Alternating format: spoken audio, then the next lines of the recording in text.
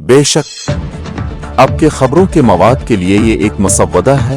AC सरेनवास ने BWSSB और BBMP अफसरान से पिलकाशी नगर वार्ड में कारकर्दगी पर सवालात किए। एमएलए के दफ्तर में मुनक्किदा एक हालिया जनासपन्ना प्रोग्राम के दौरान एसी सरेनवास ने BWSSB, Bangalore water supply and sewerage board और BBMP, बरोहत बंगलोरो महानगिरा पालिका के अफसरान की कारकर्दगी पर शदीद तशवीश का इजहार किया।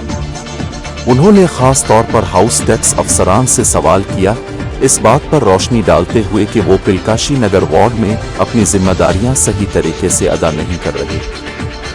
उठाए गए अहम मसाइल पानी की फराहमी और सीवरेज के मसाइल। मकीनों को पानी की फराहमी और सीवरेज के इंतजाम के साथ मुसलसल मसाइल का सामना है, जिन्हें अफसरान ने मुनासिब तरीके से हल नहीं किया है। हाउस टैक्स की वसूली और इंतजाम।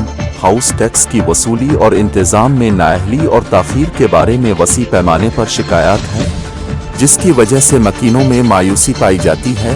अमूमी इंतजामी नाअहलियाँ, मजमूई तौर पर इंतजामी नाअहलियाँ और BBMP अफसरान की जानिब से रद्द अमल का फुकदान कम्युनिटी के लिए एक बड़ी तशवीश है। एसी सरेनवास ने इन मसाइल को हल करने के लिए फौरी कार्रवाई की ज़रूरत पर जोर दिया और जिम्मेदार अफसरान से जवाबदेही का मुतालबा किया। पिलकाशी नगर वार्ड के बाशिंदों को उम्मीद है कि ये मुदाखलत बेहतर खिदमात और बेहतर नज़्म व नसक का बाइस बनेगी। कम्युनिटी की शिरकत। जिनिस्पंदाना प्रोग्राम में मकामी बाशिंदों की फ़आल शिरकत देखने में आई, जिन्होंने अपनी शिकायत का इजहार किया और मुताल्लिका हुक्काम से बेहतर खिदमात की फराहमी का मुतालबा किया। मज़ीद अपडेट्स के लिए और कम्युनिटी की कोशिशों में शामिल होने के लिए रिहायशियों की हौसला अफजाई की जाती है कि वो अपने मकामी MLA ऑफिस से जुड़े रहें। ಪೈಪಲ್ಲಿ ಅರ್ಧ ಬಂದ್ರೆ ಅರ್ಧ ಏರ್ ಬರುತ್ತೆ, ಅರ್ಧ ನೀರು ಬರುತ್ತೆ. ನಿಮ್ಗೆ ನೀರು ಹೆಂಗ್ ಹತ್ತುತ್ತೆ? ನಮಗೆ ನೀರು ಎಲ್ಲಿ ಬರುತ್ತೆ? ನೀವು ಕೊಡೋದು 2 ಅವರ್ 3 ಅವರ್, ಆ ನೀರು ಸರಿಯಾಗಿ ಬಂದಿಲ್ಲ. ಆ ಹೆಣ್ಮಕ್ಳು ಕಾವೇರಿ ನೀರಲ್ಲ, ಅವ್ರ ಕಣ್ಣಲ್ಲಿ ಕಣ್ಣೀರು ಬರ್ತಾ ಇದೆ. ನಮ್ಮ ಕ್ಷೇತ್ರದ ಹೆಣ್ಮಕ್ಳು, ನಾನು ನಿಮ್ಗೆ 10 ಸಲ ಹೇಳಿದ್ದೀನಿ. ಒಂದು ನಿಮಿಷ ಇರಿ, ನೀವು ಹೇಳಿದ್ದೀನಿ. ನನಗೆಲ್ಲ ಗೊತ್ತಿದೆ. ಮೊದಲಿಂದ ಬರೋ ನೀರು ಅಷ್ಟೇ ಬರ್ತಾ ಇದೆ. ಈಗ 12 ವರ್ಷದಿಂದ ನಮ್ದು Kaveri stage phase 2 Kaveri phase 2 commission ಆಗಿತ್ತು ಲಾಸ್ಟ್ 2012ರಲ್ಲಿ. 2012ರಿಂದ ಈಗ 12 ವರ್ಷ ಆಗಿದೆ. ಸೊ ಕ್ವಾಂಟಿಟಿ ಆಫ್ ವಾಟರ್ ನಮಗೆ ಕಾವೇರಿ ನೀರು ಬರ್ತಾ ಇರೋದು 12 ವರ್ಷದಿಂದ ಅಷ್ಟೇ ಬರ್ತಾ ಇದೆ. ಈಗ ಹೊಸ 5th ಸ್ಟೇಜ್ ಪ್ರಾಜೆಕ್ಟ್ ಕಮಿಷನ್ ಆಗೋವರೆಗೂ quantity will be same. Quantity is not increasing, ಯಾಕಂದ್ರೆ ನಮ್ಗೆ ಅಷ್ಟೇ ಬರ್ತಾ ಇದೆ. ಈಗ ನಿಮಗೆ 12 ವರ್ಷದಿಂದ ಅಪ್ಲಿಕೇಶನ್ ನೀರು ಎಷ್ಟು ಬರ್ತಾ ಇದೆ, ಈಗ ಅಷ್ಟೇ ಬರ್ತಾ ಇದೆಯಾ? ಹ್ಞೂ ಸರ್, ಯಾಕಂದ್ರೆ ಕ್ವಾಂಟಿಟಿ ಅಲೋಕೇಶನ್ ಅಷ್ಟೇ ಇರುತ್ತೆ ಸರ್. ಕಾವೇರಿಯಿಂದ ಬರ್ತದಲ್ಲ, ಅದರಲ್ಲಿ ಎಲ್ಲರಿಗೂ ಅಲೋಕೇಶನ್ ಅಲ್ಲಿ. ನೀವು ಕರೆಕ್ಟಾಗಿ ಸರ್ವೆ ಮಾಡಿದ್ರ ಅಪ್ಲಿಕೇಶನ್ ಗೊತ್ತಾ ವಿಷಯ? ನೀರು ಮೊದಲು ಎಷ್ಟು ಬರ್ತಾ ಇತ್ತು, ಈಗ ಎಷ್ಟು ಬರ್ತಾ ಇದೆ ಗೊತ್ತಿದೆಯಾ?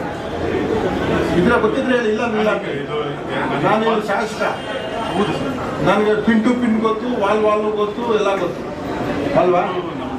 ಗೊತ್ತಿಲ್ಲ ಅಂದ್ರೆ ಗೊತ್ತಿಲ್ಲ ಅಂತೇಳಿ ನೋಡಿ. ನಿಮ್ಮ ಅಧಿಕಾರಿಗಳು ಏನಾಗಿದೆ ನೋಡಿ, ನಾನು 15 ವರ್ಷದಿಂದ ನೋಡಿದ್ದೀನಿ. ಡಿಪೆಂಡ್ ಮಾಡ್ಕೊಳಕ್ಕೆ ಹೋಗ್ಬೇಡಿ. ನಿಮ್ಮ ಇದನ್ನ ಡಿಪೆಂಡ್, ಸರ್ ಈ ಪ್ರಾಬ್ಲಮ್ ಇದೆ, ಸರ್ಕಾರದವ್ರು ಸಾಲ್ವ್ ಮಾಡಲಿ ಸರ್ ಅಂತ ಬೇಕಾದ್ರೆ ಹೇಳಿ. ಅದು ಬಿಟ್ಬಿಟ್ಟು ಡೋಂಟ್ ಡಿಪೆಂಡ್. ಪ್ರಾಬ್ಲಮ್ ಇದೆ, ಅದೇ ಏನು ಪ್ರಾಬ್ಲಮ್ಮು? ನೀವಿಬ್ರು ನಿಜಾಂಶನೇ ಹೇಳಲ್ಲ ನನಗೆ.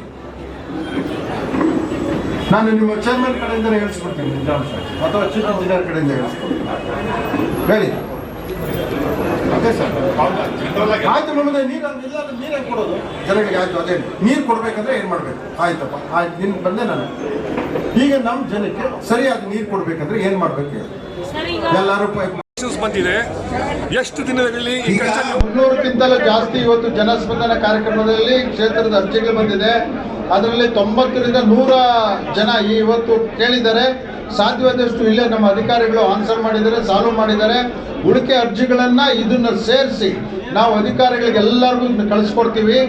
ಆಮೇಲೆ ಅದನ್ನ ರಿವಿಷನ್ ಮಾಡಿ ಮೀಟಿಂಗ್ ಮಾಡಿ ಎಲ್ಲ ಅರ್ಜಿಗಳಿಗೂ ಪರಿಹಾರ ನಾವು ಮಾಡಿಕೊಡ್ತೀವಿ.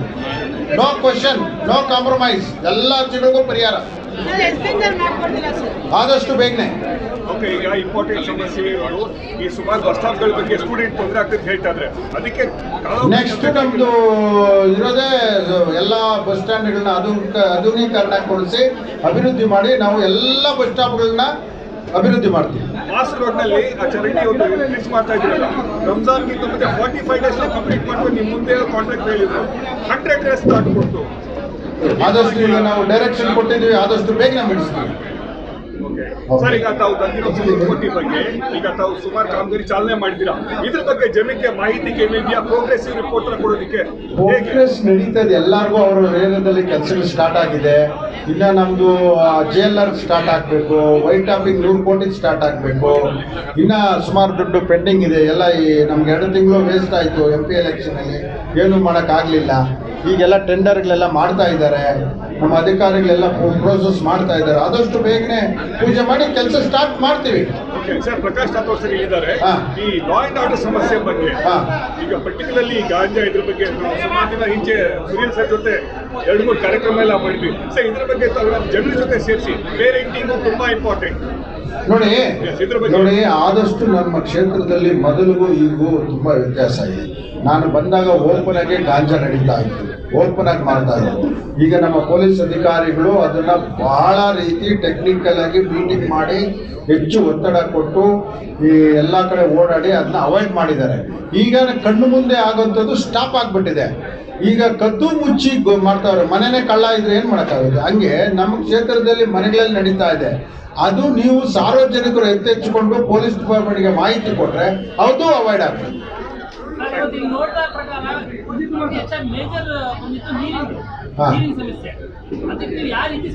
ಈಗ ಏನು ಯಾವ ರೀತಿ ಈಗ JLR ಹಾಕ್ಬಿಡ್ಬೇಕು ಇಮಿಡಿಯೇಟ್ ಆಗಿ.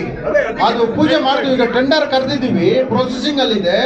ಟೆಂಡರ್ ಹಾಕೋದು, ಕೆಲಸ ಮಾಡೋದು, ಪೂಜೆ ಮಾಡೋದು, JLR ಮಾಡೋದು, ನೀರು ತರೋದು, ಬಿಡೋದು ಅಷ್ಟೇ. ನೀರಿಲ್ಲ ಇರೋದನ್ನ ಆದಷ್ಟು ಬೋರ್ವೆಲ್ ಹಾಕ್ಸಿದೀನಿ. ಈಗ ಮೊನ್ನೆ 2 ಕೋಟಿ 3 ಕೋಟಿ ಸ್ಯಾಂಕ್ಷನ್ ಮಾಡಿ 20 ಬೋರ್ವೆಲ್ ಹಾಕ್ಸಿದೀವಿ, ಪೈಪ್ಲೈನ್ ಹಾಕ್ಸ್ತಾ ಇದೀವಿ, ಪ್ಯಾರಲಲ್ ಆಗಿ ಮಾಡ್ತಾ ಇದೀವಲ್ಲ, ಹಳೆ ಬೋರ್ಗಳೆಲ್ಲ ರೆಡಿ ಮಾಡಿಸ್ತಾ ಇದೀವಲ್ಲ. ಸರ್, ಕಡೆ ಪ್ರಶ್ನೆ, ಈಗ ಸರ್ಕಾರದಿಂದ 5 ಗ್ಯಾರಂಟಿಗಳು, ಅದಕ್ಕೆ ಕಮಿಟಿಗಳಂತ ತಾವು ಮಾಡ್ಕೊಂಡಿದ್ದೀರಾ, ಅದ್ರ ಬಗ್ಗೆ ಎಷ್ಟು ಎಫೆಕ್ಟಿವ್ ಆಗಿ ನಡೀತಾ ಇದೆ? ತುಂಬಾ ಎಫೆಕ್ಟಿವ್ ನಡೀತಾ ಇದೆ. ಎಲ್ಲರಿಗೂ ಫೆಸಿಲಿಟಿ ಸಿಗ್ತಾ ಇದೆ. ಜನ ಹ್ಯಾಪಿ ಆಗಿದ್ದಾರೆ. ಜನ ನಮ್ಮ ಪಕ್ಷದ ಬಗ್ಗೆ ಇದಿದ್ದಾರೆ. ನಮ್ಮ ರಾಜ್ಯದ ಮುಖ್ಯಮಂತ್ರಿಗಳಾದ ಸಿದ್ದರಾಮಯ್ಯ, DK ಶಿವಕುಮಾರ್ ನೇತೃತ್ವದ ಗೌರ್ಮೆಂಟ್ ಚೆನ್ನಾಗಿ ನಡೀತಾ ಇದೆ. ಜನಗಳಿಗೆ ಅನುಕೂಲ ಆಗ್ತಾ ಇದೆ. कॉर्पोरेटर ऑलमोस्ट 2000 से रहा। 23 साल की हिस्ट्री में पहली बार जनस्पंदन का प्रोग्राम हुआ है और MLA एक अच्छे दिल से पूरे ऑफिशियल्स को लेकर, जॉइंट कमिश्नर को लेकर, कमिश्नर को लेकर, BWSSB पूरे इलाके को, लोगों को, ऑफिशियल्स को लेकर एक पहली बार मीटिंग हुई है। 23 साल की हिस्ट्री में पहली बार हुआ है। मैं मुबारकबाद देना चाहूँगा MLA साहब को। इश्यूज बहुत हैं, ऐसे वो इशू नहीं है। और 4 साल से कॉर्पोरेटर भी नहीं है, कॉर्पोरेशन भी नहीं रहा, तो lot of issues are there and good initiative is been taken by the MLA to sort it out. इंशाल्लाह मसले हल होंगे। कॉर्पोरेशन का एग्जिस्ट, कॉर्पोरेटर्स का होना बहुत जरूरी है। Without corporators it is very difficult to manage the city and it's been conveyed to the president, chief minister, everybody that the corporators are required to run the local governance. तो इंशाल्लाह मसला वो भी सॉर्ट आउट हो जाएगा और election भी अंतरी में होएंगे 2-3 महीने में। And it is a very good initiative by the MLA and I would like to congratulate him. एक इनिशिएटिव था एंड MLA भी यहाँ पर वीकली 2-3 बार रहते, 2-3 दिन रहते इधर। लोग आकर इनको अपने जो भी प्रॉब्लम्स है उनको बता सकते हैं and there is a system in place in MLA office. यहाँ से भी काम हो रहा है। तो इंशाल्लाह भी MLA साहब बोले एवरी मंथ, हर महीने के पहले हफ्ते में ऐसा कार्यक्रम, ऐसा प्रोग्राम होगा। इसको हम स्प्लिट कर 3 वार्डों को, 2-3 वार्डों को मिलाकर करेंगे। सिंस 7 वार्ड बहुत ज्यादा हो जाएंगे तो 2-3 वार्ड को मिलाकर एक प्रोग्राम करेंगे।